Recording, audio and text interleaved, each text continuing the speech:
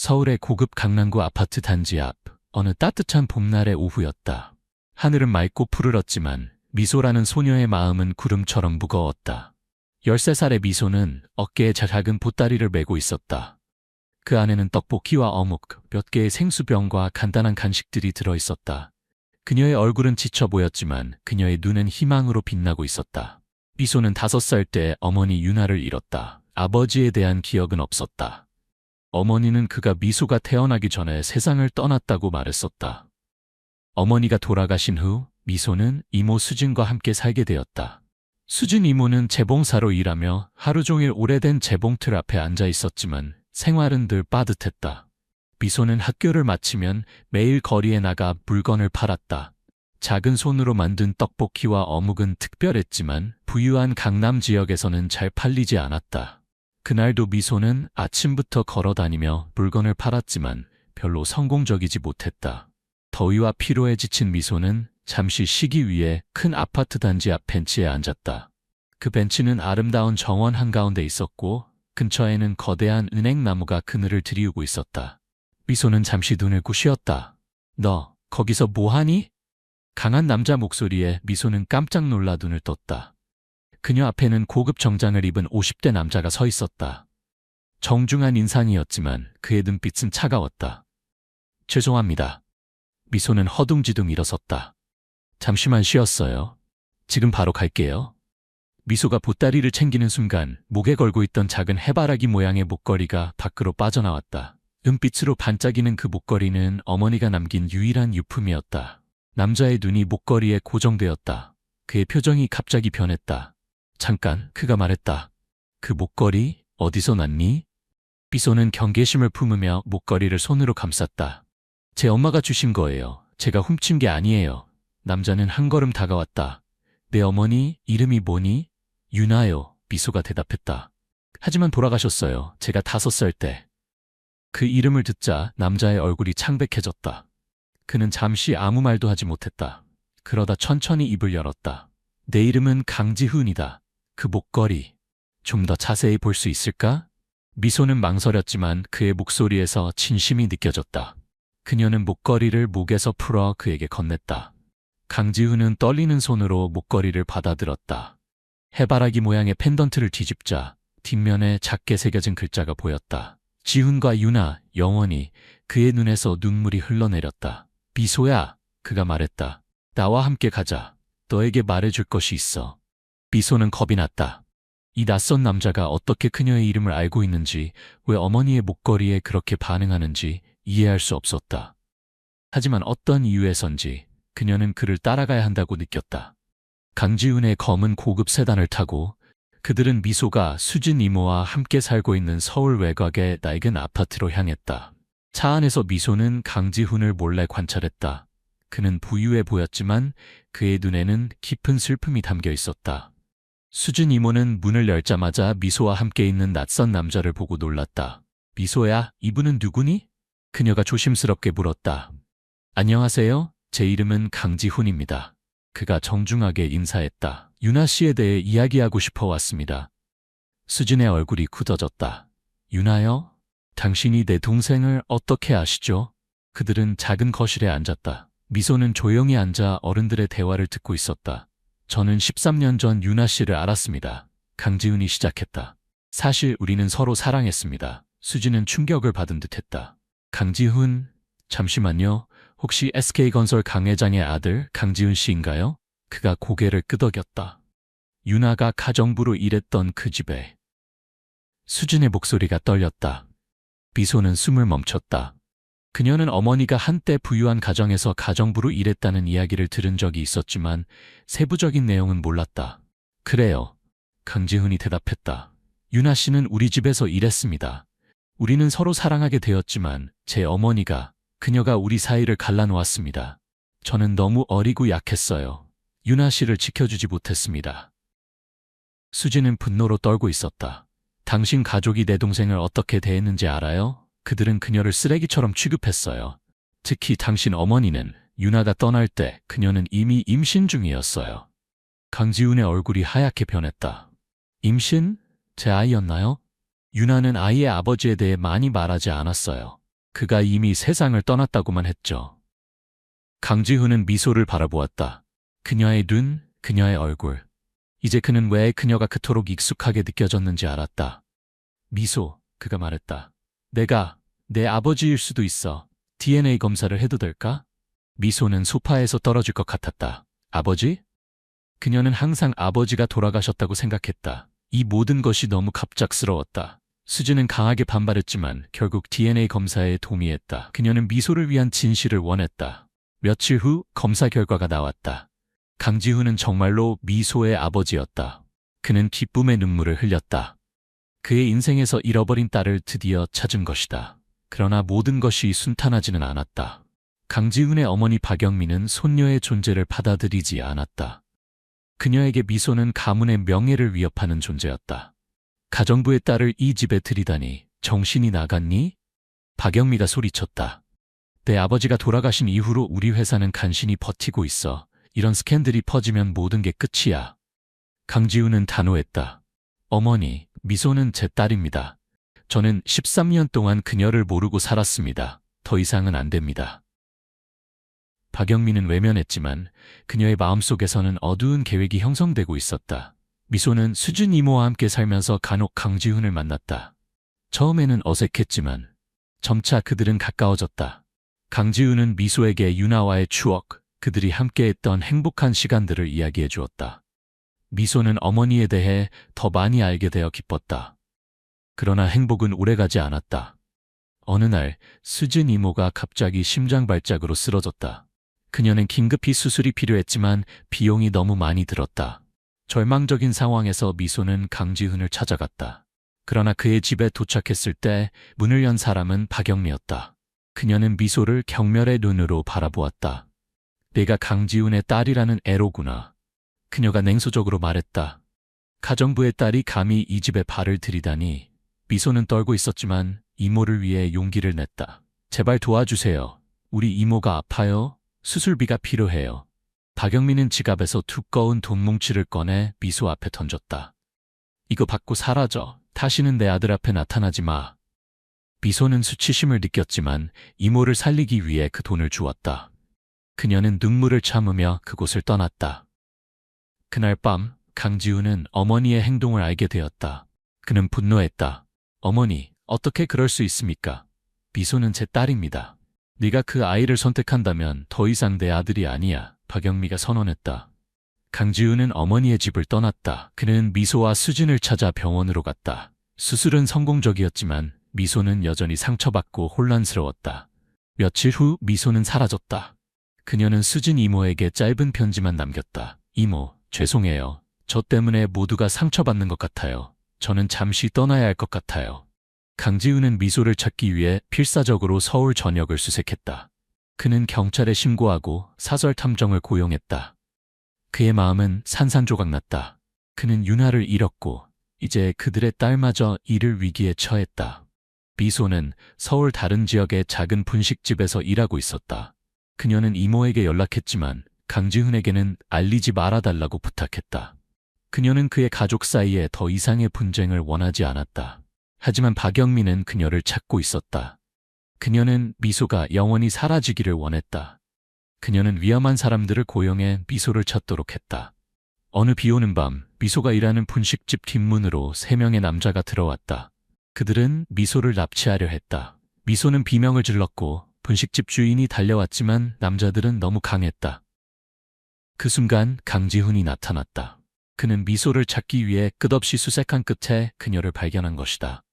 그는 납치범들과 싸웠고 과정에서 심각하게 다쳤다. 한 남자가 칼로 그의 팔을 베었지만 강지훈은 물러서지 않았다. 경찰이 도착했을 때 납치범들은 체포되었다. 그들 중 한 명의 전화에서 박영미와의 통화 기록이 발견되었다. 강지훈은 자신의 어머니가 어떤 끔찍한 일을 계획했는지 알게 되었다.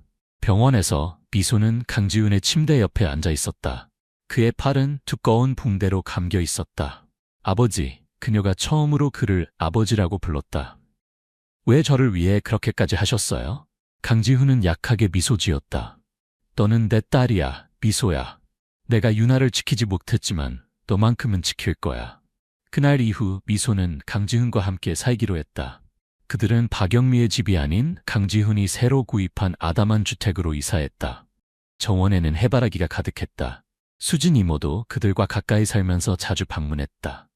박영미는 자신이 한 일들이 밝혀진 후 사회적으로 고립되었다. 그녀는 결국 자신의 행동을 반성하고 오랜 시간이 지난 후 미소와 화해를 시도했다. 처음에는 어려웠지만 미소는 서서히 할머니를 받아들이기 시작했다. 미소는 학교로 돌아갔고 좋은 성적을 받았다. 그녀는 언젠가 어머니처럼 어려운 환경의 아이들을 돕는 사회복지사가 되고 싶어 했다. 강지훈은 그녀의 꿈을 전적으로 지지했다. 매년 봄, 그들은 유나의 생일에 해바라기 정원에 모였다. 미소는 목걸이를 만지작거리며 하늘을 바라보았다. 어머니가 어딘가에서 그들을 지켜보고 있다고 믿었다. 엄마, 저 행복해요. 그녀는 속삭였다. 그리고 아빠도요. 강지훈은 딸의 어깨에 손을 올렸다. 그들은 함께 서서 바람에 춤추는 해바라기를 바라보았다. 과거의 상처는 아직 남아있었지만 이제 그들은 함께 치유되고 있었다. 강지훈의 아파트에서 미소는 베란다에 서서 서울의 불빛을 바라보고 있었다. 3년이 지났지만 가끔은 이 모든 것이 꿈처럼 느껴졌다. 낡은 재봉틀 소리가 들리는 작은 아파트에서 살던 소녀가 이제는 서울 중심가의 고급 아파트에 살고 있다니. 뭘 그렇게 보고 있어? 미소는 뒤돌아보았다.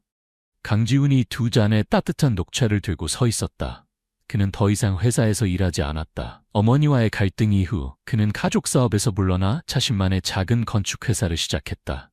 수입은 줄었지만 그는 더 행복해 보였다. 그냥 생각 중이었어요. 미소가 답했다.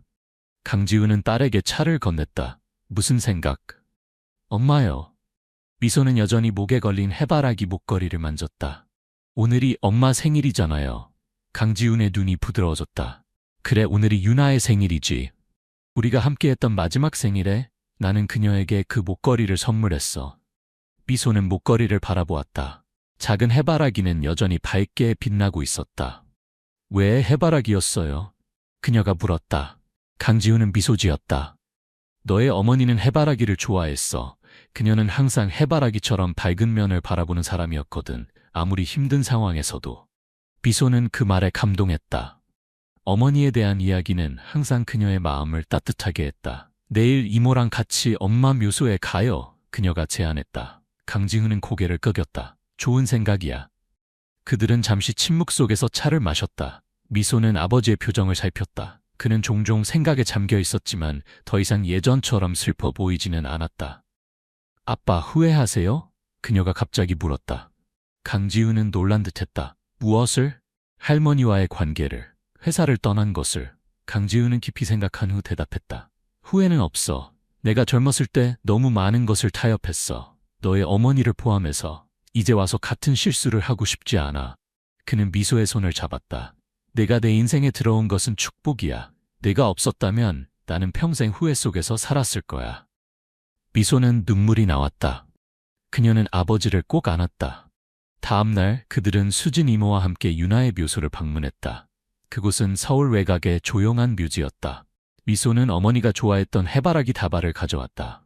묘석 앞에서 그들은 각자의 방식으로 유나를 기억했다. 수진은 동생과의 어린 시절 추억을, 강지훈은 그들의 짧지만 강렬했던 사랑을, 미소는 어머니의 따뜻한 품과 노래소리를 떠올렸다.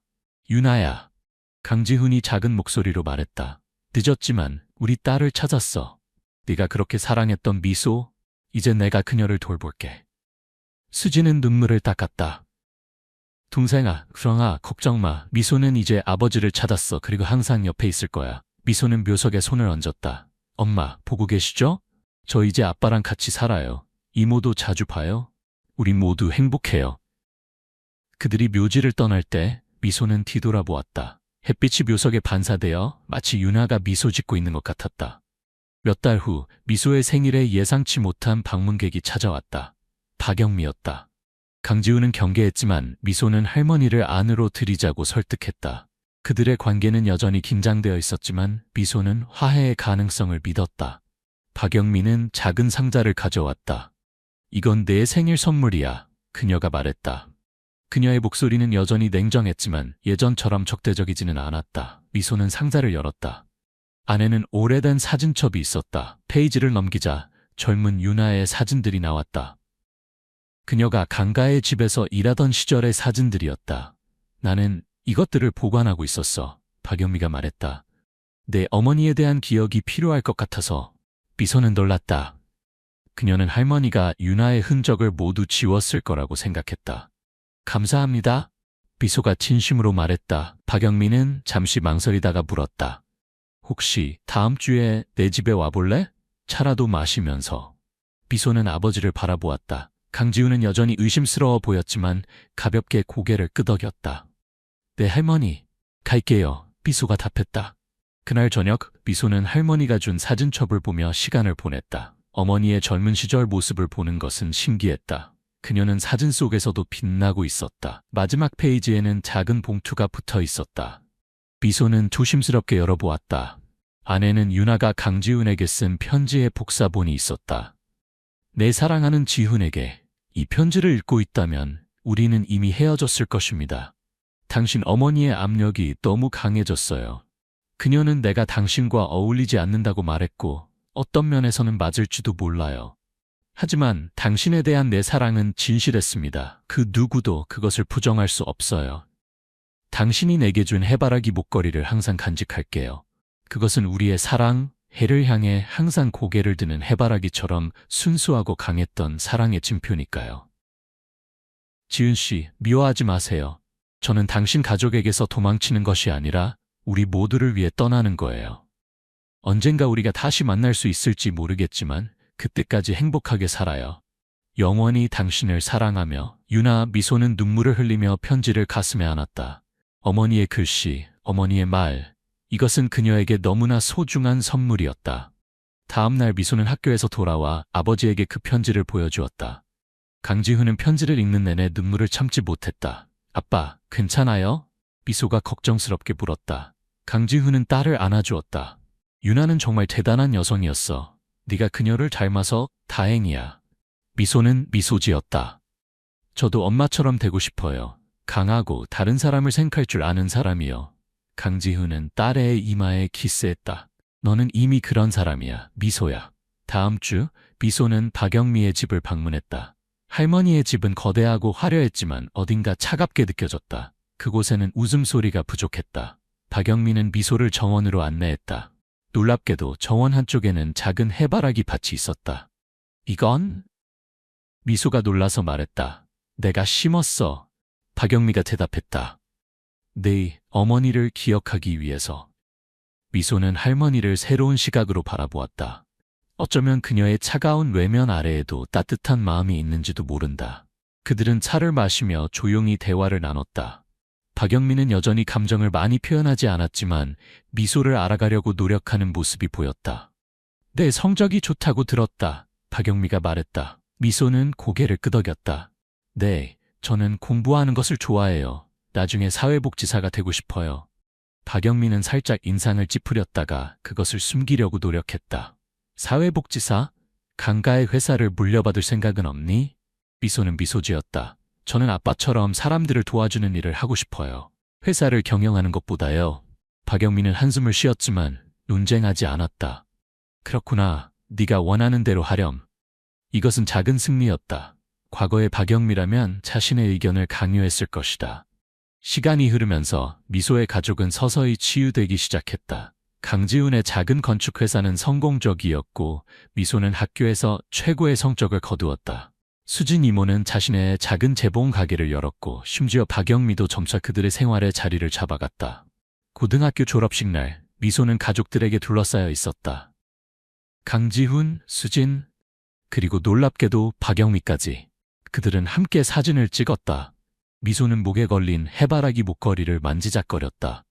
엄마도 여기 계셨으면 좋았을 텐데. 그녀가 작은 목소리로 말했다. 강지훈은 딸의 어깨를 감쌌다. 유나는 항상 우리와 함께 있어. 특히 내 안에. 미소는 고개를 끄덕였다. 그녀는 어머니가 지켜보고 있다고 믿었다. 대학교에 입학한 후 미소는 사회복지학을 공부하기 시작했다. 그녀는 가난한 아이들을 돕는 자원봉사 활동에 참여했다. 종종 그녀는 자신이 한때 그런 아이였다는 것을 떠올렸다. 어느 날 미소는 자원봉사센터에서 일하던 중 작은 소녀를 만났다. 소녀의 이름은 소라였고 그녀의 눈에는 미소가 한때 가졌던 것과 같은 슬픔과 희망이 공존하고 있었다. 안녕 소라야, 미소가 인사했다. 나는 미소 언니야. 오늘 같이 놀까? 소라는 조심스럽게 고개를 끄덕였다. 미소는 소녀와 함께 앉아 그림을 그렸다. 소라는 해바라기를 그렸다. 와, 정말 예쁜 해바라기구나. 미소가 칭찬했다. 소라는 수줍게 미소 지었다. 엄마가 해바라기를 좋아하셨어요. 하지만 엄마는 하늘나라에 가셨어요. 미소의 심장이 아팠다. 그녀는 자신의 목걸이를 만졌다. 네, 엄마도 하늘나라에 계셔. 그리고 엄마도 해바라기를 좋아하셨어. 소라의 눈이 커졌다. 정말요? 응, 정말이야. 그래서 나는 항상 이 목걸이를 차고 다녀. 엄마를 기억하기 위해서. 소라는 미소의 목걸이를 경이롭게 바라보았다. 예뻐요. 그날 저녁, 미소는 소라에 대해 아버지에게 이야기했다. 아빠, 제가 만난 소녀가 저와 너무 닮았어요. 엄마를 잃고 혼자 남겨진. 강지우는 딸의 말을 주의 깊게 들었다. 어떻게 도와주고 싶니? 미소는 생각에 잠겼다. 소라와 같은 아이들을 위한 센터를 만들고 싶어요. 부모를 잃은 아이들이 안전하게 머물고 배우고 성장할 수 있는 곳이요. 강지훈의 눈이 빛났다. 좋은 생각이야. 내가 도울 수 있을 것 같아. 그렇게 해서 유나의 해바라기라는 센터가 탄생했다. 강지훈은 건물을 설계했고 미소는 프로그램을 계획했다. 놀랍게도 박영미도 재정적 지원을 제공했다. 센터 개관식 날 미소는 떨리는 마음으로 연설을 준비했다.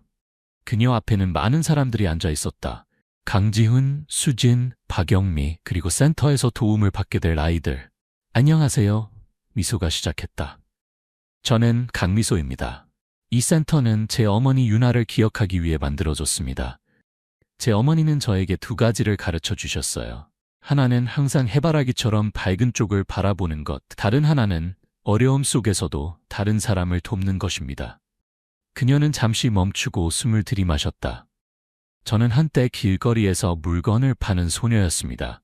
하지만 운이 좋게도 저는 제 아버지를 찾았고 새로운 가족을 얻었습니다. 모든 아이들이 그런 행운을 갖지는 못합니다. 이 센터는 그런 아이들에게 희망이 되기를 바랍니다. 소라가 앞으로 나와 미소 옆에 섰다. 미소는 미소 지으며 소녀의 어깨를 감쌌다. 함께라면 우리는 더 밝은 미래를 만들 수 있습니다. 해바라기처럼 항상 빛을 향해 자라날 수 있습니다. 개관식이 끝난 후 미소는 센터 옥상 정원으로 올라갔다. 그곳에는 수십 개의 해바라기가 심어져 있었다. 그녀는 목걸이를 꺼내들고 하늘을 바라보았다. 엄마, 보고 계신가요? 그녀가 속삭였다. 저 이제 다른 아이들을 도울 수 있게 되었어요. 엄마가 저를 돌봐주셨던 것처럼요. 바람이 불어와 해바라기들이 춤을 추기 시작했다. 미소는 그것이 어머니의 대답이라고 생각했다. 강지훈이 옥상으로 올라왔다. 그는 이제 머리가 하얗게 변하기 시작했지만 눈빛은 여전히 따뜻했다. 여기서 뭐하니? 그가 물었다. 미소는 미소 지었다. 엄마와 이야기하고 있었어요. 강지훈은 딸 옆에 서서 함께 하늘을 바라보았다. 유나는 너를 자랑스러워할 거야. 아빠도요. 미소가 말했다. 아빠가 아니었다면 이 모든 것이 가능하지 않았을 거예요. 강지훈은 딸을 품에 안았다. 우리는 긴 여정을 거쳤구나. 네, 하지만 우리는 함께였어요. 미소가 대답했다. 그들은 함께 서서 서울의 풍경과 춤추는 해바라기들을 바라보았다. 과거의 상처는 완전히 치유되지 않았을지 모르지만 그들은 이제 그것을 딛고 앞으로 나아가고 있었다. 미소의 해바라기 목걸이는 햇빛 아래 반짝였다. 마치 유나가 미소 짓고 있는 것처럼. 몇 년 후 미소는 센터에서 만난 젊은 교사 준호와 결혼했다. 그들의 결혼식 날 미소는 어머니의 해바라기 목걸이를 착용했다. 강지훈이 딸을 재단으로 안내할 때 그의 눈에는 자랑스러움과 약간의 슬픔이 섞여 있었다. 엄마가 여기 계셨으면 좋았을 텐데. 미소가 속삭였다. 강지훈은 미소 지었다. 그녀는 여기 있어. 내 안에, 그리고 우리의 기억 속에. 결혼식 후 미소와 준호는 센터에서 계속 일했다. 그들은 함께 더 많은 아이들을 도왔고 결국 자신들의 아이도 가졌다. 미소가 딸을 낳았을 때 그녀는 유나라고 이름 지었다. 작은 유나가 자라면서 미소는 그녀에게 할머니에 대한 이야기를 들려주었다. 어떻게 그녀가 어려움 속에서도 강하게 살았는지, 어떻게 항상 다른 사람들을 먼저 생각했는지. 어느 날 미소는 어린 유나에게 해바라기 목걸이를 보여주었다. 이게 뭐예요, 엄마? 유나가 물었다. 이건 내 할머니의 목걸이야.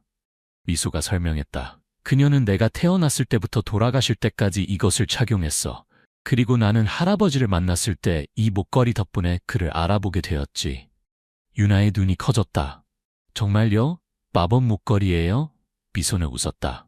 어떤 의미에서는 그렇다고 할 수 있겠네. 이 목걸이는 우리 가족을 다시 하나로 모았으니까. 강지훈이 노년에 접어들었을 때 그는 종종 옥상 정원에 앉아 해바라기들을 바라보곤 했다. 어느 날 미소는 그를 그곳에서 발견했다. 그는 오래된 사진첩을 보고 있었다. 괜찮으세요, 아빠? 미소가 물었다. 강지훈은 고개를 들었다. 그의 눈은 약간 흐려졌지만 그 안의 따뜻함은 여전했다. 유나를 생각하고 있었어. 이제 그녀를 다시 만날 시간이 가까워지는 것 같아. 미소는 아버지 옆에 앉았다. 그런 말씀 마세요. 아직 오래 사셔야 해요. 유나도 할아버지가 필요해요. 강지훈은 미소 지었다. 걱정 마. 나는 아직 갈 준비가 되지 않았어. 하지만 가끔은 유나가 그립구나. 미소는 아버지의 손을 잡았다. 저도 엄마가 그리워요. 하지만 우리는 그녀의 기억을 계속 살아있게 하고 있잖아요. 강지훈은 고개를 끄덕였다. 그래, 유나의 해바라기 센터와 내 딸 유나를 통해서 그녀는 절대 잊혀지지 않을 거야. 그들은 함께 앉아 해가 지는 것을 지켜보았다. 해바라기들은 태양을 따라 고개를 숙이기 시작했다. 알아? 강지훈이 말했다. 처음 내 어머니를 만났을 때 나는 그녀가 내 인생을 완전히 바꿀 거라고는 상상도 못했어.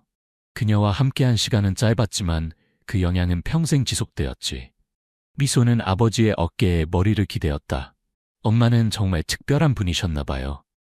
그랬어? 강지훈이 동의했다. 그리고 그녀는 똑같이 특별한 딸을 남겼지. 미소는 손을 뻗어 자신의 목걸이를 만졌다. 작은 해바라기는 여전히 그녀의 심장 가까이에서 빛나고 있었다. 마치 유나의 사랑이 여전히 그녀를 감싸고 있는 것처럼. 그날 밤 미소가 집으로 돌아왔을 때 그녀는 자신의 딸 유나가 잠들기 전에 이야기를 읽어달라고 기다리는 것을 발견했다. 오늘은 어떤 이야기를 읽고 싶니? 미소가 물었다. 유나는 미소 지었다. 해바라기 이야기요?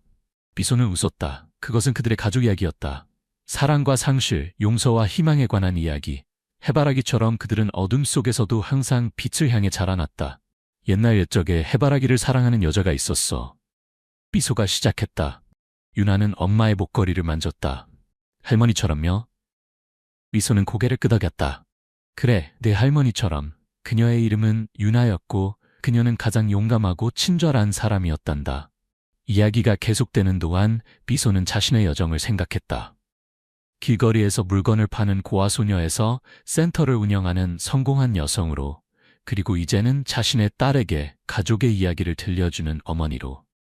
그녀의 삶은 쉽지 않았지만 그녀는 항상 해바라기처럼 빛을 향해 고개를 들었다. 그리고 그녀의 목에 걸린 작은 해바라기 목걸이는 그 여정의 모든 단계를 함께 했다.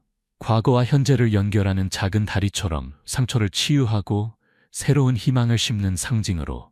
서울 외곽의 한 조용한 동네. 28세의 김지수는 5명의 3살 된 여자아이들을 홀로 키우며 채소를 팔아 생계를 유지하고 있었다.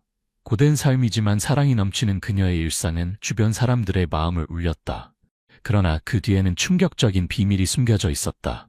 그날 지수가 시장에서 채소를 팔고 돌아왔을 때 5 아이들이 모두 사라졌다. 이제 불멸의 모성애와 역경을 이겨내는 힘에 관한 이 이야기를 들어보세요. 동이 트기 시작할 무렵 지수는 이미 깨어나 조용히 채소 바구니를 준비하고 있었다. 서울 외곽의 작은 동네에 자리한 그녀의 집은 벽이 얼룩지고 낡았지만 항상 3살 난 5 여자아이들의 웃음소리로 가득했다. 마른 체구에 수척한 얼굴을 한 28세의 지수는 아이들을 바라볼 때면 눈빛이 밝아졌다.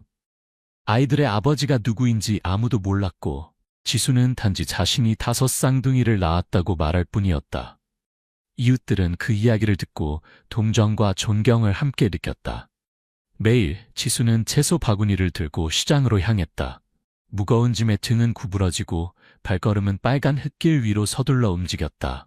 5 아이들은 집에서 친절한 이웃 할머니와 함께 엄마를 기다렸다. 그들의 삶은 소박했다. 식사는 주로 삶은 채소, 가끔 마른 생선이 전부였다. 하지만 지수는 아이들이 웃음을 잃지 않도록 항상 노력했다. 그녀는 매일 밤 떨리는 목소리로 노래를 불러주고 동화를 들려주며 마치 누군가가 그들을 데려갈까 두려워하듯 아이들을 꼭 안아주었다. 지수의 강인한 모습은 주변 사람들의 마음을 움직였다. 시장의 음료 가게 주인은 종종 그녀에게 몰래 설탕을 더 주었고 자전거 수리공은 조용히 그녀의 낡은 자전거 타이어를 고쳐주었다. 그들은 지수가 너무 고되게 살고 있지만 5아이 모두 건강하고 착하게 자라는 것을 보며 감탄했다.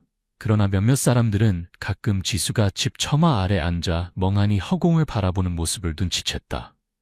그녀의 눈빛은 마치 지울 수 없는 기억에서 도망치려는 듯했다. 어느 오후 지수가 마지막 채소를 다 팔았을 때 그녀는 사람들이 자신에 대해 수군거리는 소리를 들었다.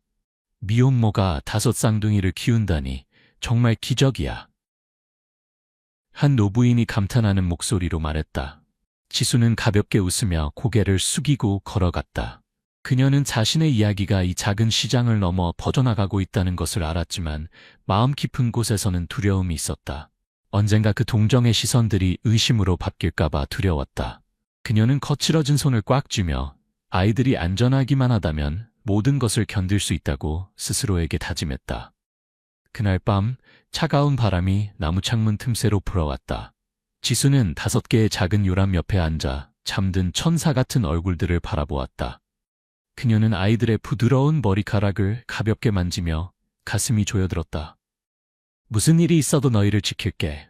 그녀는 속삭였다. 밖에서는 은빛 달빛이 내일을 위해 준비된 채소 바구니를 비추고 있었다. 그것은 한 어머니의 끈기의 증거였다. 하지만 어둠 속에서 지수가 묻어둔 비밀은 조용히 드러날 날을 기다리고 있었다. 지수와 5아이들에 관한 이야기는 시장의 소문에서 이웃집 처마 아래 대화까지 동네 전체에 퍼졌다. 사람들은 28세의 미혼모가 5명의 건강한 아이들을 채소를 팔아 키우는 모습을 존경과 호기심이 섞인 시선으로 이야기했다. 그 소식은 얼마 지나지 않아 빛의 손길이라는 자선단체의 귀에 들어갔다. 이 단체는 어려운 환경의 사람들을 돕는 일을 하고 있었다. 가을이 막 시작된 어느 아침, 지수가 채소를 팔고 돌아왔을 때 그녀는 집 앞에 낯선 차가 서 있는 것을 보고 놀랐다. 2명의 여성이 차에서 내렸는데 그들은 단정하게 차려입었지만 전문적인 분위기를 풍겼다. 그들은 자신들을 빛의 손길의 대표라고 소개하며 지수의 상황을 알아보기 위해 왔다고 말했다. 지수는 가만히 서서 채소 바구니의 끈을 꽉 쥐었다. 그녀는 떨리는 목소리로 그들을 집 안으로 안내했다. 제 집이 작고 소박해서 죄송해요. 작은 집이 그들 앞에 나타났다. 벽은 얼룩져 있었고 기와지붕은 바람이 불 때마다 삐걱거렸다. 구석에서는 5 여자아이들이 놀고 있었고 그들의 맑은 웃음소리가 고요한 공간에 울려 퍼졌다. 나이가 더 많은 여성 박민지는 미소를 지으며 말했다. 5아이를 혼자 키운다고 들었어요. 정말 대단한 의지력이네요. 지수는 고개를 숙이며 작게 대답했다. 네, 그저 엄마로서의 의무를 다하려고 할 뿐이에요. 하지만 그녀의 마음속에서는 불안감이 일고 있었다. 그녀는 그들의 날카로운 시선과 과거를 파헤칠지도 모르는 질문들이 두려웠다. 민지와 그녀의 동료인 젊은 여성 이하나는 앉아서 이야기를 나누기 시작했다. 그들은 지수의 생활과 아이들을 키우는 방법에 대해 물었다. 지수는 마치 오랫동안 준비해온 것처럼 차분하게 대답했다. 그녀는 3년 전에 5 쌍둥이를 낳았다고 말했다. 희귀한 출산 사례였지만 아이들의 아버지는 그 직후 떠났다고 했다. 그녀의 이야기는 세밀하게 짜여 있었고 누구라도 설득시킬 만했다. 하나는 주의 깊게 메모를 했고 그녀의 눈빛에는 동정심이 담겨 있었다. 민지 언니, 김지수 씨를 많이 도울 수 있을 것 같아요. 그녀가 속삭였다. 민지는 고개를 끄덕인 후 지수에게 말했다. 우리 단체에서 당신을 지원하고 싶어요. 우선 집세, 아이들의 정기 건강검진, 나중에는 교육비까지 어떻게 생각하세요? 지수는 멍해졌다. 그녀의 마음은 감사함으로 가득했지만 이름 모를 불안감도 함께 있었다. 그녀는 거절하고 싶었지만 놀고 있는 5아이들을 보니 차마 그럴 수 없었다. 정말 감사합니다. 그녀는 목이 메어 말했다. 민지는 부드럽게 웃었다. 걱정 마세요.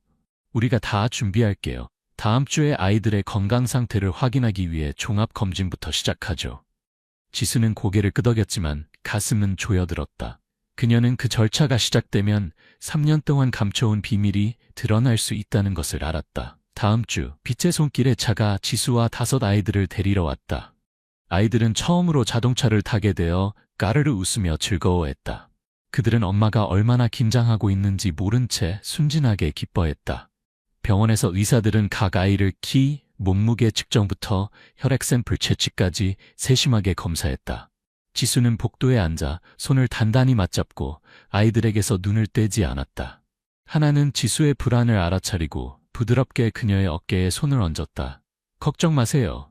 일상적인 검사일 뿐이에요. 지수는 억지로 웃었지만 그녀의 머릿속에는 3년 전의 기억이 밀려오기 시작했다. 며칠 후 민지가 지수에게 전화를 걸었다. 그녀의 목소리는 평소보다 무거웠다. 지수 씨, 우리 사무실로 올 수 있을까요? 할 말이 있어요. 지수는 불길한 예감을 느꼈다. 그녀는 아이들을 이웃 할머니에게 맡기고 서둘러 빛의 손길 사무실로 향했다. 작은 사무실에서 민지와 하나가 이미 기다리고 있었다. 그들 앞에는 서류 더미가 있었다. 민지는 지수를 바라보며 엄숙한 눈빛으로 말했다. 지수 씨, 아이들의 검사 결과가 나왔어요. 솔직히 말해주세요. 이 아이들은 쌍둥이가 아니죠? 지수는 몸 안에 피가 얼어붙는 것 같았다. 그녀는 부인하고 싶었고 예전 이야기를 다시 하고 싶었지만 민지의 눈빛은 모든 거짓을 꿰뚫고 있었다. 하나는 검사 결과지를 내밀며 떨리는 목소리로 말했다. 5 아이 모두 서로 다른 지역 출신이고 혈연 관계가 없어요. 지수 씨, 어떻게 된 일인가요? 방 안의 공기는 납처럼 무거웠다. 지수는 고개를 숙이고 손은 떨렸다. 그녀는 가장 두려워하던 순간이 왔다는 것을 알았다. 제가 그들을 낳지 않았어요. 그녀는 작게 속삭였다. 목소리가 떨렸다. 하지만 저는 그들의 엄마예요. 제발 아이들을 저에게서 떼어놓지 마세요. 민지는 한숨을 쉬었지만 성급하게 판단하지 않았다. 지수 씨, 당신에게 이유가 있다는 걸 이해해요. 하지만 진실을 모두 말해주셔야 해요. 그렇지 않으면 우리가 도울 수 없고 당국도 개입하게 될 거예요. 지수는 고개를 들었다. 눈가는 붉게 물들어 있었다. 그녀는 깊게 숨을 들이마시고 마치 남은 용기를 모으는 것처럼 보였다. 3년 전 저는 인신매매범들에게서 아이들을 구했어요. 그녀는 목이 메어 시작했다. 5 아이만 구할 수 있었어요. 그들의 어머니는 구하지 못했어요. 지수의 이야기는 마치 오래된 책이 다시 펼쳐지는 것처럼 서서히 밝혀졌다. 그녀는 비가 쏟아지던 그 밤에 대해 말했다. 그녀가 우연히 버려진 건물에서 갓난아기들을 거래하는 일단의 사람들을 발견했을 때의 일이었다. 당시 지수는 단지 작은 식당에서 일하는 평범한 여성이었지만 그냥 지나칠 수 없었다. 그녀는 위험을 무릅쓰고 맞섰고 그들이 방심한 틈을 타서 5 아기를 구했다. 그녀는 밤중에 도망쳤고 그들을 고향으로 데려가 숨어 살았다. 아이들을 보호하기 위해 자신이 엄마라고 주장했다. 제가 거짓말한 것 알아요. 지수는 계속했다. 눈물이 뺨을 타고 흘렀다. 하지만 저는 단지 아이들이 안전하기를 바랐어요. 저는 그들을 제 자식처럼 사랑해요. 민지와 하나는 조용히 앉아 지수의 이야기에 빠져들었다. 그들은 미혼모의 수척한 모습 뒤에 이토록 용감한 행동이 숨겨져 있으리라고는 상상도 못했다.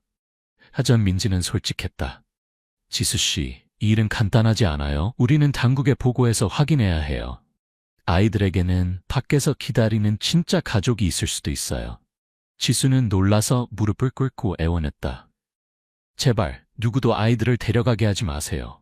그들은 제 전부예요. 민지는 그녀를 일으키며 부드럽지만 단호한 목소리로 말했다. 아이들을 보호하기 위해 최선을 다할 것을 약속해요. 하지만 당신도 우리를 믿어야 해요. 지수는 혼란스러운 마음으로 사무실을 떠났다. 그녀는 이제 자신의 삶이 예전과 같지 않을 것을 알았다. 그녀가 숨겨온 비밀이 드러났고 앞으로의 날들은 파도처럼 요동칠 것이다. 하지만 집에 돌아와 깊이 잠든 5 아이들을 바라보며 지수는 주먹을 꽉 쥐었다. 엄마가 너희를 잃지 않을 거야. 그녀는 다짐했다. 밖에서 그녀의 이야기는 이제 작은 동네를 넘어 전 지역으로 퍼지기 시작했다. 그리고 그것과 함께 지수가 아직 예상하지 못한 더 큰 폭풍이 조용히 다가오고 있었다. 그것은 비밀과 위험을 품고 있었다. 빛의 손길과의 만남 이후 지수는 불안 속에서 살았다. 3년 동안 지켜온 비밀이 일부 드러났고 그녀는 평화로운 날들이 끝나가고 있음을 알았다. 매일 밤 5 아이들이 깊이 잠들면 지수는 창가에 앉아 어둠 속을 바라보았다. 3년 전의 기억이 선명하게 돌아왔고 그것은 결코 아물지 않은 상처처럼 그녀를 괴롭혔다. 3년 전 25세의 지수는 서울의 작은 식당에서 청소부로 일했다. 그녀의 삶은 단순했다. 낮에는 일하고 밤에는 좁은 월세방으로 돌아갔다. 비가 쏟아지던 어느 밤 지수가 늦은 교대 근무를 마치고 걸어 돌아오는 길에 그녀는 버스 정류장 근처에서 약한 아기 울음소리를 들었다. 호기심에 그녀는 근처에 버려진 건물로 다가갔다. 희미한 가로등 아래 그녀는 3사람, 2 남자와 1 여자가 속삭이는 것을 보았다. 한 남자는 큰 천 가방을 안고 있었고 그 안에서는 갓난아기의 소리 같은 작은 움직임이 들렸다. 지수는 벽 뒤에 몸을 숨기고 심장이 쿵컹거렸다. 그녀는 희미하게 들렸다. 5개 배송 완료하면 가자. 한 젊은 여성이 가까이에 묶여 있었고 흐느끼며 목숨을 살려달라고 애원했다. 지수는 즉시 이것이 인신매매라는 것을 깨달았다. 그녀는 달려가 경찰에 알리고 싶었지만 전화는 배터리가 없었고 비는 모든 소리를 집어삼켰다. 그녀는 가만히 서 있었고 발은 마치 땅에 박힌 듯다. 하지만 한 아기의 울음소리가 그녀의 가슴을 아프게 했다. 그녀는 등을 돌릴 수 없었다. 주위를 둘러보니 그들은 천가방을 확인하느라 바빴고 주변에 신경 쓰지 않았다. 묶인 여성은 어두운 구석으로 끌려갔고 가방 근처에는 2명만 남았다. 비가 더 세게 내리기 시작했고 시야를 가리는 빗줄기를 만들었다. 지수는 깊게 숨을 들이마시고 행동하기로 결심했다. 한 사람이 물건을 가지러 돌아선 틈을 타 그녀는 천가방 근처로 슬그머니 다가갔다. 심장이 거의 터질 것 같았다.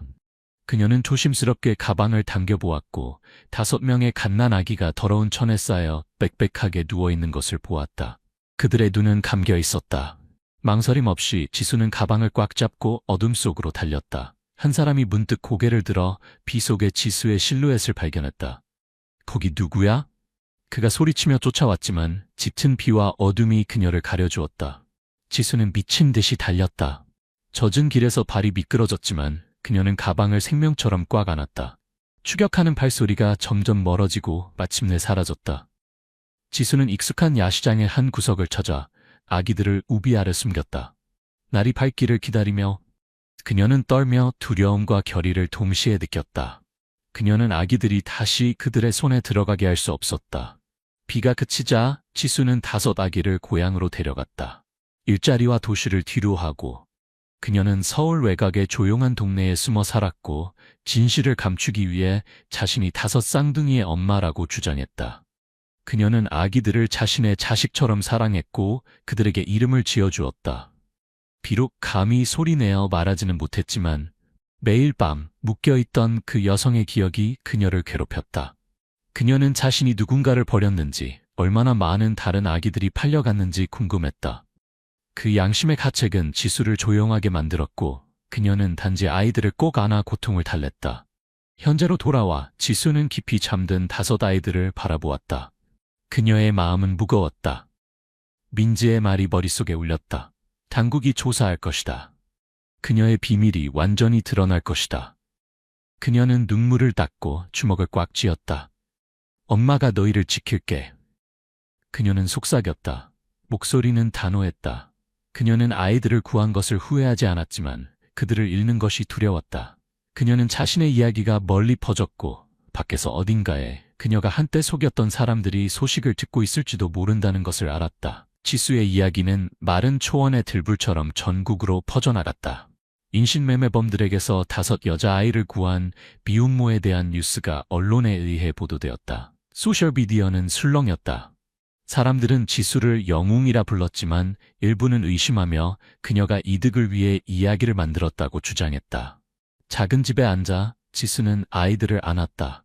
마음은 실타래처럼 얽혀 있었다. 그녀는 단지 아이들을 보호하고 싶었지만 갑자기 무대의 조명이 그녀에게 비춰져 당황스러웠다. 얼마 지나지 않아 낯선 사람들이 나타나기 시작했다. 한 중년 남자가 문을 두드리며 자신이 한 아이의 아버지라고 주장했지만 증명할 서류는 없었다. 그 후에는 먼 지방에서 온 부부가 울며 자기 아이를 찾으러 왔다고 했다. 하지만 그들의 이야기는 모순으로 가득했다. 지수는 고통스럽게 어리둥절한 아이들을 바라보았다. 아이들은 무슨 일이 일어나고 있는지 이해하지 못했다. 그녀는 모든 요구를 거절하고 아이들을 꼭 안았다. 목소리는 떨렸지만 단호했다. 증거가 있을 때만 믿을 수 있어요. 그러나 마음 깊은 곳에서 그녀는 언젠가 진짜 부모들이 나타나 아이들을 영원히 데려갈까봐 두려웠다. 당국도 개입했다. 정한강이라는 이름의 경찰관이 지수를 찾아와 3년 전 사건에 대해 자세히 말해달라고 요청했다. 지수는 협조했지만 각 질문은 심장을 찌르는 칼 같았다. 인신매매범들의 신원을 알고 있습니까? 다른 관련자는요? 한강이 물었다. 지수는 고개를 저었다. 그저 비 속에서 희미하게 보았던 몇 얼굴만 기억했다. 그녀는 더 말하면 그들이 보복하러 올까봐 두려웠다. 한강은 그녀를 바라보았다. 눈빛은 엄격했다. 우리는 아이들의 출처를 찾아야 합니다. 뭔가 숨기고 있다면 당신과 아이들 모두에게 어려워질 겁니다. 지수의 이야기가 전국에 퍼진 후 며칠 동안 그녀의 삶은 불안의 연속이 되었다. 언론, 소셜미디어, 그리고 이웃들의 호기심 어린 시선까지 그녀는 마치 칼날 위를 걷는 듯했다. 그녀는 5 천사 같은 아이들, 자신이 피보다 진한 사랑으로 키우는 그들을 위해 모든 것을 정상적으로 유지하려 노력했지만 압박감은 날이 갈수록 무거워졌다. 가짜로 아이를 찾아오는 사람들, 경찰의 신문, 그리고 악의적인 소문까지 지수는 지쳐갔다. 그녀는 단지 평화롭게 아이들을 안고 두려움 없이 살 수 있는 날만을 바랐다. 그날 아침 하늘은 맑았고 부드러운 바람이 동네를 스쳤다. 지수는 평소처럼 채소 바구니를 준비했다. 하지만 이번에는 집 근처에서만 배달할 예정이었다. 잠깐만 다녀올게. 엄마 곧 돌아올게. 그녀는 아이들에게 말하며 그들의 머리를 쓰다듬었다. 3살 된 5 아이들은 집 앞 작은 마당에서 놀고 있었고 오래된 장난감을 가지고 까르르 웃고 있었다. 지수는 그들을 바라보았고 마음이 따뜻해졌다. 이웃 할머니는 오늘 일이 있어 바빴지만 그녀는 15분만 나갔다 오면 아이들이 괜찮을 거라고 생각했다.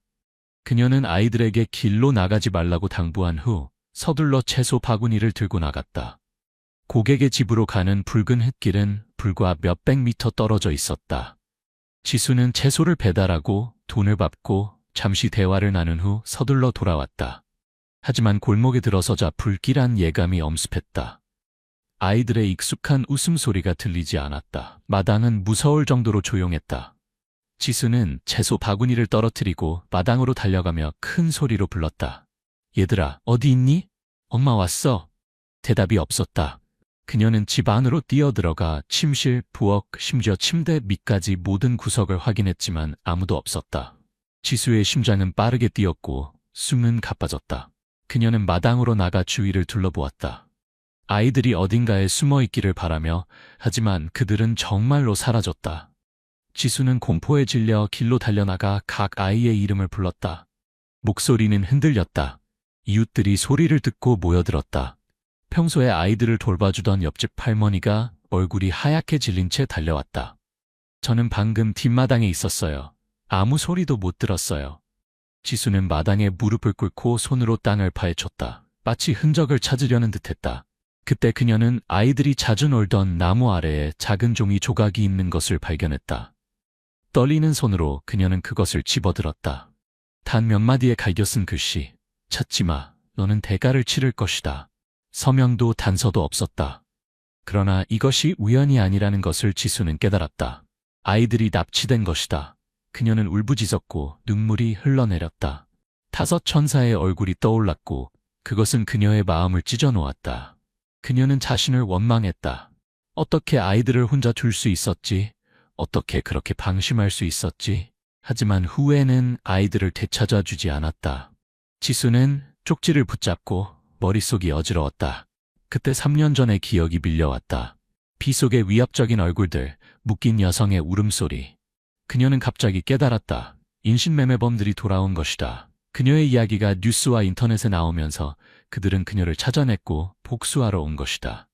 지수는 경찰서로 달려갔다. 쪽지는 여전히 손에 꼭 쥐고 있었다. 한강경이 그녀를 신문했던 사람이 있었다. 지수가 떨며 머리카락은 흐트러지고 그가 상황의 심각성을 알아차렸다. 진정하고 무슨 일인지 말해보세요. 그는 말했다. 목소리는 차분했다. 지수는 숨을 헐떡이며 아이들을 집에 두었던 순간부터 수수께끼 같은 쪽지를 발견한 과정까지 모든 것을 말했다. 한강은 쪽지를 주의 깊게 살펴보았다. 눈썹을 찌푸렸다. 이것은 단서가 될 수 있지만 또한 우리를 오도하는 것일 수도 있습니다. 즉시 수색을 시작하겠습니다. 그는 수사팀을 불러 지역을 봉쇄하고 근처 CCTV를 확인하도록 지시했다. 비록 외곽 지역에는 감시장치가 거의 없었지만 지수는 가만히 앉아있을 수 없었다. 그녀는 집으로 돌아가 모든 것을 뒤지며 추가 단서를 찾기를 바랐다. 그녀는 최근 기모퉁이에서 낯선 남자의 이상한 시선, 발신자가 불분명한 부재중 전화들을 기억해냈다. 그녀는 자신이 어떤 신호를 놓쳤는지 궁금했다. 이웃 할머니가 이제 돌아와 지수를 안으며 울었다. 미안해요. 아이들이 사라진 걸 몰랐어요. 지수는 고개를 저었다. 할머니를 탓하지 않았다. 그녀는 단지 자신과 그녀를 이 악몽으로 밀어넣은 운명을 원망했다. 그날 밤 지수는 잠들지 않았다. 그녀는 집 앞에 앉아 어두운 길을 바라보았다. 마치 기적이 아이들을 데려올 것처럼. 한강이 전화를 걸어 경찰이 지역을 수색했지만 아직 아무것도 발견하지 못했다고 알렸다. 수색 범위를 넓히고 있습니다. 체력을 유지하세요. 그는 말했다. 하지만 어떻게 지수가 평온할 수 있겠는가? 그녀는 아이들에 대해 생각했다. 그들이 추운지 두려운지? 그녀는 아이들이 엄마를 부르며 울고 있을 것이라고 상상했고 그 생각마다 칼로 찌르는 듯했다. 다음날 아침 실종 사건 소식이 퍼졌다. 언론은 이미 지수의 이야기를 쫓고 있었고 이제 용감한 어머니의 5딸들이 납치되었다는 헤드라인을 뽑았다. 여론은 다시 들끓었다. 많은 사람들이 동정을 표하고 도움을 요청했지만 일부 악의적인 사람들은 지수가 자신의 것이 아닌 아이들을 데리고 있었기 때문에 이것은 당연한 벌이라고 말했다. 지수는 신문을 읽거나 인터넷을 보지 않았다. 그녀는 단지 아이들이 돌아오기만을 바랐다. 정오쯤 예상치 못한 단서가 나타났다. 이웃 마을의 한 주민이 경찰에게 어젯밤 의심스러운 트럭이 지나가는 것을 봤다고 알렸다. 그것은 오래된 산업단지 방향으로 향했다. 한강은 즉시 이 정보를 지수와 공유했다. 우리가 확인 중입니다. 하지만 혼자서 아무것도 하지 마세요. 위험합니다. 지수는 고개를 끄덕였지만 마음속으로는 이미 결정했다. 그녀는 더 이상 기다릴 수 없었다. 그녀는 3년 전 아이들을 구한 버려진 건물을 떠올렸다. 납치범들이 아이들을 비슷한 곳으로 데려갔을까? 지수는 낡은 자전거를 타고 집에서 몇 킬로미터 떨어진 산업단지로 향했다. 마음은 불타는 듯했다. 밤은 고요했고 마른 풀밭 사이로 바람만이 휘몰아쳤다.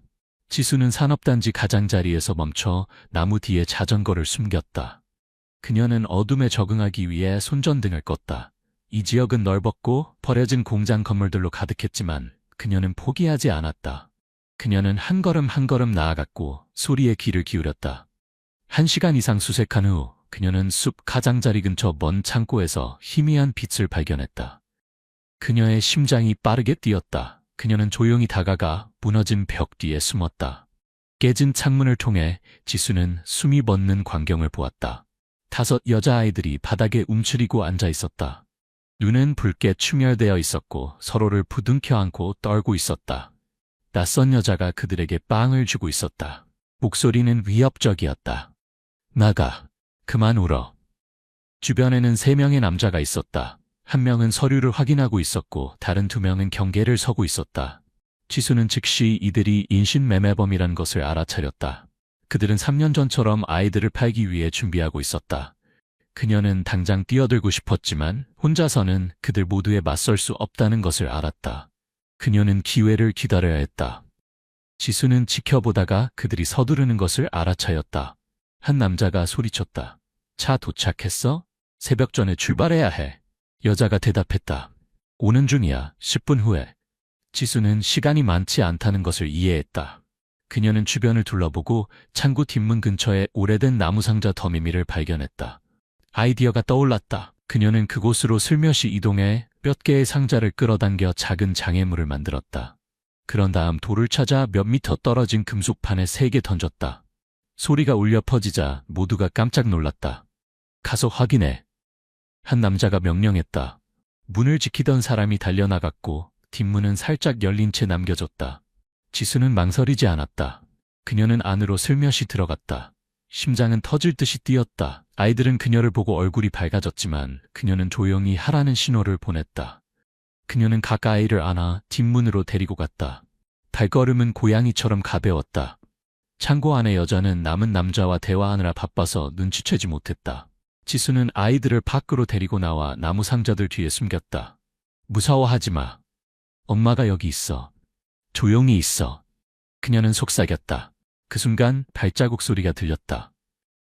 문을 지키던 사람이 돌아온 것이다. 지수는 아이들에게 바닥에 엎드리라고 밀고 자신은 나무 상자 뒤에 숨었다. 하지만 그녀가 아이들과 함께 더 달아나려던 순간 손전등 빛이 그들을 향했다. 누구야? 경비가 소리쳤다. 지수에게는 더 이상 선택의 여지가 없었다. 그녀는 일어서서 큰 소리로 외쳤다. 도망쳐, 얘들아. 아이들은 무서웠지만 본능적으로 서로 손을 잡고 숲 쪽으로 달렸다. 지수도 뒤따라 달렸지만 그들은 이미 발각되었다. 소리 지르는 소리가 울려 퍼졌고 모두가 쫓아왔다. 지수는 아이들을 따라잡아 빽빽한 덤불 속으로 데리고 갔다. 그녀는 그들을 끌어내려 앉히고 꽉 안았다. 그녀는 흐느끼며 각 아이의 머리에 입맞춤했다. 미안해, 엄마가 찾았어. 이제 괜찮아. 아이들도 울며 그녀를 놓지 않았다. 하지만 짧은 기쁨은 깨졌다. 손전등이 그들을 향했고 4명의 인형이 그들을 둘러쌌다. 키가 크고 얼굴에 흉터가 있는 남자가 앞으로 나섰다. 그의 눈빛은 분노와 기쁨이 섞여 있었다. 결국 너였군. 그는 이를 갈았다. 3년 전 내 물건을 훔쳐간 여자. 내 사람들이 3년 동안 화가 나 있었지. 마침내 널 잡았다. 지수는 일어나 아이들 앞에 섰다. 다리는 떨렸지만 그들을 풀어줘. 원한다면 나만 노려. 그녀의 목소리는 단호했다. 흉터 남자는 비웃었다. 네가 누구인 줄 알아? 오늘은 이 5 아이뿐만 아니라 너도 다음 희생자가 될 거야. 그게 네 참견에 대한 대가야. 그는 신호를 보냈고 다른 사람들이 지수의 손을 로프로 묶었다. 그녀는 발버둥 쳤지만 소용없었다. 아이들은 엄마라고 외치며 울었다. 그 소리에 그녀의 마음이 찢어지는 것 같았다. 납치범들은 지수와 아이들을 근처에 주차된 트럭으로 끌고 갔다. 흉터 남자는 지수의 다리를 걷어차 그녀를 땅에 넘어뜨렸다. 빨리 차에 올려. 그가 소리쳤다. 지수는 트럭에 밀려 올라갔다. 아이들은 구석에 갇혀 겁에 질린 눈으로 있었다. 그녀는 그들을 바라보며 속삭였다. 미안해, 엄마가 구해줄게. 하지만 흉터 남자는 그녀를 때리며 으르렁거렸다. 닥쳐, 너는 이제 기회가 없어. 트럭 문이 쾅 닫히고 어둠이 내려앉았다. 지수는 엔진 소리가 시작되는 것을 들었고 절망감을 느꼈다. 그녀는 이것이 끝인지, 그녀가 다시 한번 실패한 것인지 생각했다. 하지만 바로 그때 한 소리가 밤의 고요함을 깼다. 경찰 사이렌 소리가 선명하고 급박하게 울려 퍼졌다. 멀리서 파란색과 빨간색 불빛이 점점 빠르게 다가왔다. 흉터 남자는 당황했다. 그는 무전기에 소리쳤다. 당장 빠져나가. 하지만 이미 늦었다. 경찰차들이 트럭을 포위했고 불빛이 직접 비쳤다. 확성기에서 소리가 울려 퍼졌다. 무기를 버리고 즉시 항복하십시오. 묶인 채로 지수는 희망의 불꽃을 느꼈다. 그녀는 아이들을 바라보았고 눈물 속에서도 그들의 눈이 밝아지는 것을 보았다. 인신매매범들은 도망치려 했지만 경찰은 모든 출구를 막았다.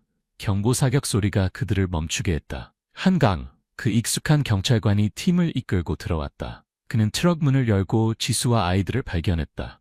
괜찮으세요? 그는 물었다. 그녀의 묶인 손을 풀어주었다.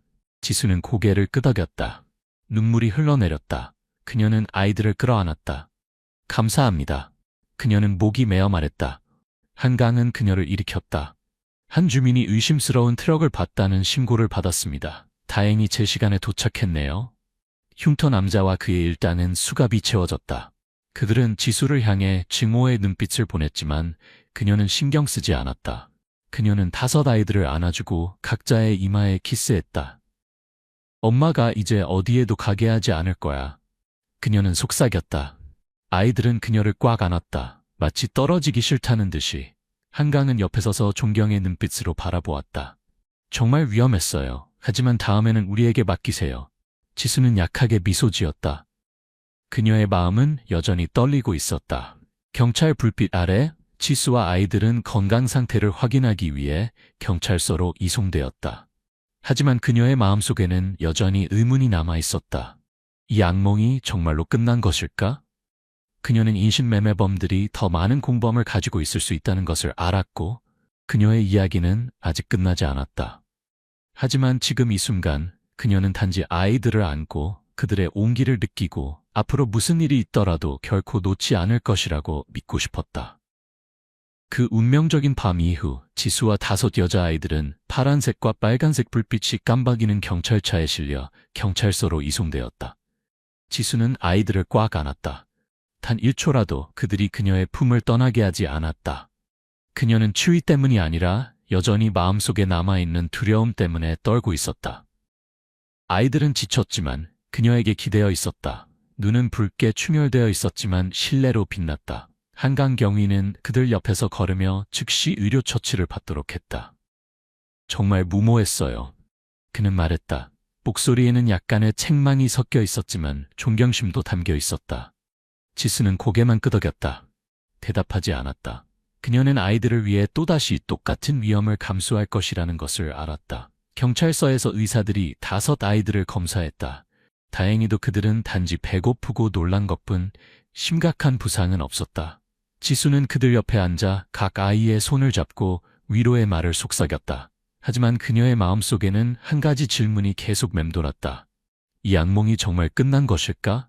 흉터 남자와 그의 일당은 체포되었지만 그녀는 그의 증오에 찬 눈빛을 잊지 못했다. 그녀는 바깥 어딘가에 더 많은 사람들이 숨어서 복수할 기회를 노리고 있지는 않을까 두려워했다.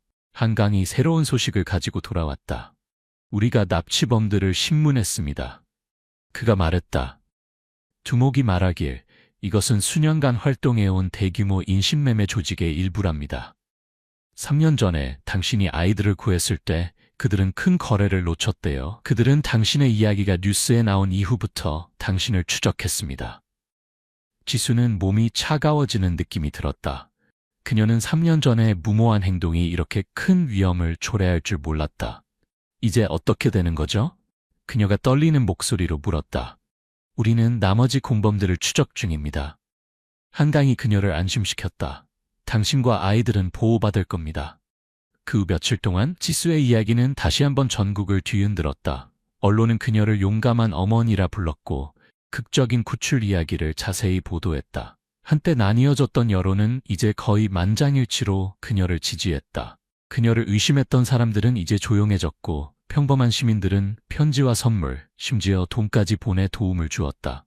빛의 손길 단체가 다시 찾아왔다. 그들은 장기적인 지원을 약속했다.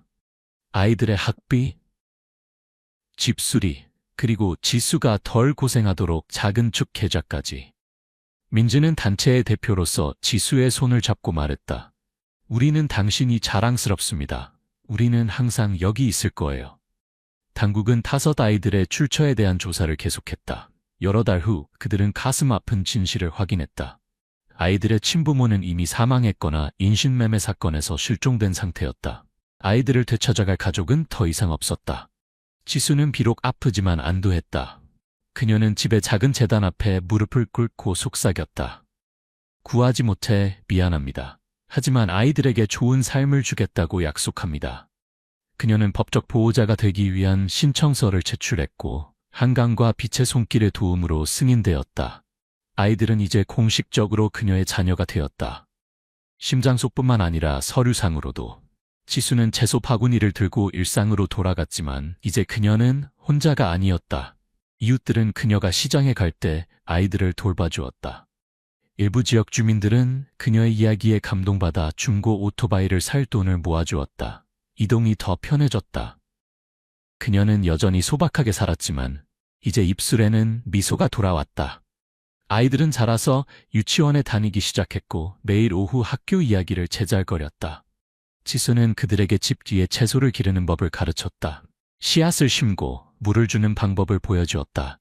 이 식물들은 너희들처럼 그저 보살핌만 받으면 튼튼하게 자랄 거야. 그녀가 말했다. 아이들은 웃으며 채소밭 주위를 뛰어다녔다. 마치 악몽을 겪지 않은 것처럼 순진했다. 하지만 지수는 결코 잊지 않았다.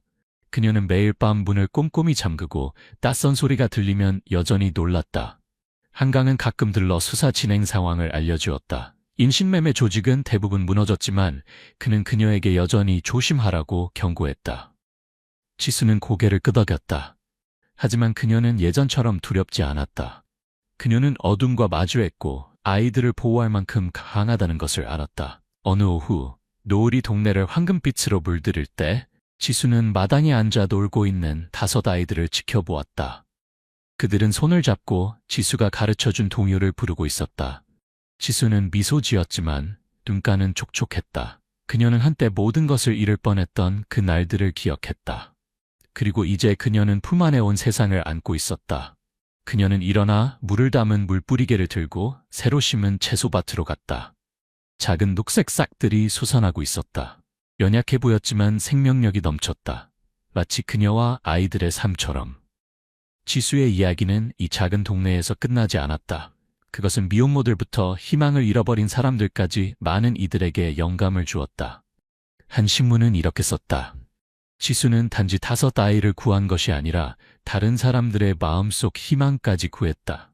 지수는 그런 말들을 읽지 않았다. 그녀에게는 아이들의 웃음소리를 듣고 그들이 안전하게 자라는 것을 보는 것만으로도 충분한 보상이었다. 그날 밤 아이들이 잠든 후 지수는 창가에 앉아 밝은 달빛을 바라보았다. 그녀는 더 이상 운명이 왜 그녀에게 그런 시련을 주었는지 묻지 않았다. 그저 그것을 이겨낼 힘을 준 것에 감사했다. 밖에서는 세상이 여전히 돌아가고 있었지만 이 작은 집 안에서 지수와 5 아이들의 사랑은 결코 꺼지지 않는 빛이었다. 그녀는 자신에게 한 약속처럼 부드러운 자장가를 불렀다. 내일이 무엇을 가져오든 그녀는 언제나 아이들의 버팀목이 될 것이다. 영원히. 인신매매범들과의 운명적인 밤으로부터 20년이 흘렀다. 그날 밤 지수가 목숨을 걸고 5 여자아이들을 어둠에서 구한 후 서울 외곽의 작은 집은 이제 더 깔끔해졌다. 하얀 벽과 밝은 빨간 지붕을 가졌지만 여전히 옛날의 소박함을 간직하고 있었다. 지수는 이제 48세가 되었다. 머리카락에 회색이 섞였지만 그녀의 눈은 여전히 밝게 빛났고 평생의 강인함이 담겨 있었다. 옛날의 채소 바구니는 이제 집 앞에 있는 작은 채소 가게로 대체되었다. 그곳에서 그녀는 직접 기른 신선한 채소를 팔았다. 지수의 삶은 더 이상 고단하지 않았지만 그녀는 여전히 일찍 일어나 채소밭을 돌보는 습관을 유지했다. 그것은 지나온 여정을 상기시키는 방법이었다. 봄이 시작되는 어느 아침, 지수가 채소에 물을 주고 있을 때 이웃집에서 들려오는 라디오 소식을 들었다. 그 뉴스는 그녀의 손을 멈추게 했다. 당국은 20년 이상 활동한 국제 인신매매 조직을 성공적으로 완전히 와해시켰다고 발표했습니다. 수백 명의 희생자와 관련된 이 조직.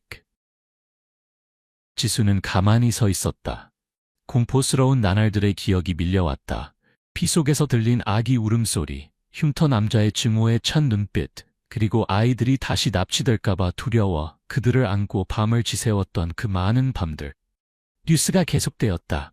이 사건의 단서는 20년 전 용감한 한 여성이 인신매매범들에 맞서 5 아이를 구출했을 때부터 시작되었습니다. 지수는 미소 지었다. 조용히 눈물이 흘렀다. 그녀의 행동이 그토록 큰 범죄 조직을 무너뜨리는 데 기여했다는 것을 상상도 못했다. 그날 한 대의 자동차가 가게 앞에 멈췄다. 5명의 아름답고 빛나는 젊은 여성들이 내렸다. 손에는 꽃과 선물을 들고 있었다. 그들은 한때 지수가 구한 5 여자아이들이었다. 이제 성인이 되어 각자의 길을 가고 있었지만 지수의 사랑과 빛의 손길 단체의 도움으로 모두 성공했다. 장녀는 이제 소아과 의사가 되었다. 지수가 젊었을 때처럼 부드러운 미소를 가지고 있었다.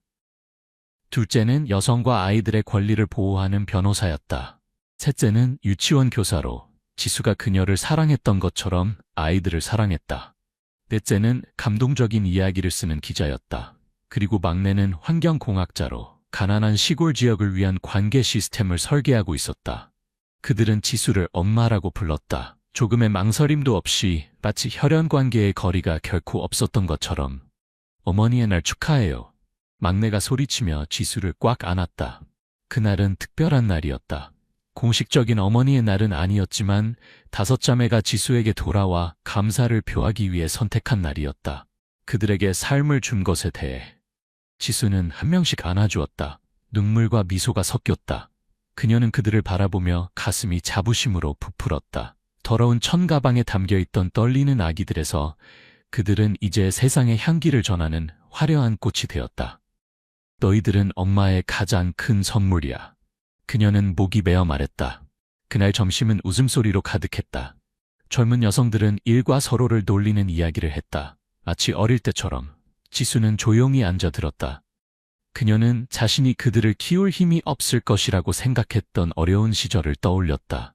하지만 빛의 손길은 단지 돈뿐만 아니라 격려와 함께 그곳에 있었고 그녀가 모든 어려움을 극복하도록 도왔다. 빛의 손길의 대표였던 민지. 이제는 은퇴했지만 방문했다. 그녀는 지수의 손을 잡고 말했다. 당신은 기적을 만들었어요. 아이들을 보면 세상이 밝아지는 것 같아요. 오후에 지수는 5 여성을 집 뒤 채소밭으로 데리고 갔다. 채소는 녹색으로 무성했고 새싹들이 노을 아래에서 자라고 있었다. 그들 여정의 상징처럼 그녀는 20년 전에 가르쳤던 것처럼 새 씨앗을 심는 방법을 보여주었다. 이 식물들은 너희들 같아. 충분한 사랑만 있으면 튼튼하게 자랄 거야. 젊은 여성들은 웃었지만 그들의 눈은 반짝였다. 그들은 그 말이 단지 식물에 관한 것이 아니라 그들을 한 가족으로 묶어준 사랑에 관한 것임을 이해했다. 그날 저녁 온 가족이 작은 제단 주위에 모였다. 그곳에서 지수는 3년 전에 구하지 못한 어머니들을 기리기 위해 매일 향을 피웠다. 그녀는 속삭였다. 약속을 지켰어요. 아이들은 모두 안전해요. 5 여성은 뒤에 조용히 서서 기도했다. 마치 그들을 미소 짓게 하는 보이지 않는 영혼들을 느끼는 것 같았다. 지수의 삶은 새로운 장으로 접어들었다. 그녀는 더 이상 무거운 채소 바구니를 지고 다니지 않았고 두려움 때문에 밤에 잠을 설치지도 않았다. 작은 채소 가게는 이웃들의 만남의 장소가 되었다. 그곳에서 그녀는 자신의 이야기를 나누며 다른 사람들에게 영감을 주었다.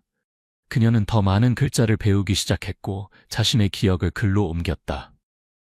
넷째 딸의 도움을 받아 작은 책을 만들었다. 그 책은 유명해지지 않았지만 미혼모들이 읽고 희망을 찾기에 충분했다. 지수는 또한 빛의 손길의 강연에 참여하여 자신의 여정을 이야기하고 옳은 일을 위해 목소리를 높이도록 사람들을 격려했다. 몇 달 후 어느 아침 지수는 한강에게서 편지를 받았다. 이제 은퇴한 그 경찰관은 이렇게 썼다. 인신매매 조직이 완전히 사라졌습니다. 당신이 모든 것을 시작했습니다. 감사합니다. 지수는 편지를 읽고 마음이 가벼워졌다. 그녀는 편지를 재단에 놓았다. 마치 과거에 대한 마지막 보고서처럼. 그날 5 딸들이 다시 방문했다. 그들은 깜짝 선물을 가져왔다. 집 뒤 채소밭에 설치할 작은 표지판이었다. 지수 엄마의 정원이라고 새겨져 있었다. 이곳은 엄마가 우리에게 씨앗을 심어준 곳이에요. 장녀가 말했다. 눈가에 눈물이 맺혔다. 지수는 웃으며 그들을 안았다. 아침 햇살 아래 정원은 빛났다. 시간을 초월한 사랑의 증거처럼. 지수는 정원 가운데 서서 활기차게 대화하는 5 여성을 바라보았다. 그녀는 더 이상 운명이 왜 그녀를 선택했는지 묻지 않았다. 그저 엄마가 될 수 있어서, 아이들이 빛나는 것을 볼 수 있어서 감사할 뿐이었다. 그녀의 삶은 많은 파도를 겪었지만 이제는 희망의 노래가 되었다. 그리고 그 정원, 끝없는 녹색 새싹들이 있는 곳은 혈연보다 더 강한 유대로 맺어진 한 어머니와 5 딸의 이야기를 영원히 간직할 것이다.